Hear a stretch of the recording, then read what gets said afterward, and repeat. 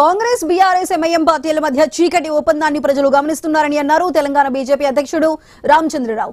జీహెచ్ఎంసీని అశాస్త్రీయంగా మూడు ముక్కలు చేశారని, దీని వెనుక రాజకీయ కుట్రలు ఉన్నాయని ఆరోపించారు.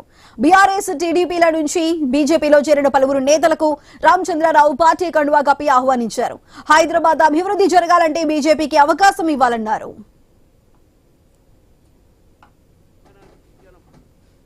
ఈరోజు హైదరాబాద్ ని కూడా Congress, Majlis party, BRS party ఈ ముగ్గురు మధ్యన ఉన్నటువంటి యొక్క ఏదైతే ఒప్పందం ఉందో ఆ ఒప్పందాన్ని తెలుసుకొని రాబోయేటటువంటి జీహెచ్ఎంసీ ఎన్నికల్లో భారతీయ జనతా పార్టీని గెలిపించి ఈ మూడు భాగాలు ఏదైతే చేశారో దాంట్లో కూడా బీజేపీ మేయర్ ని గెలిపిస్తే రేపు హైదరాబాద్ సురక్షితంగా ఉంటుంది, హైదరాబాద్ అభివృద్ధి జరుగుతుంది అనే విషయాన్ని మీకు తెలియజే తెలంగాణ రాజకీయాల్లో మార్పులు తీసుకొద్దాం. మనం ఈరోజు హైదరాబాద్ ని కూడా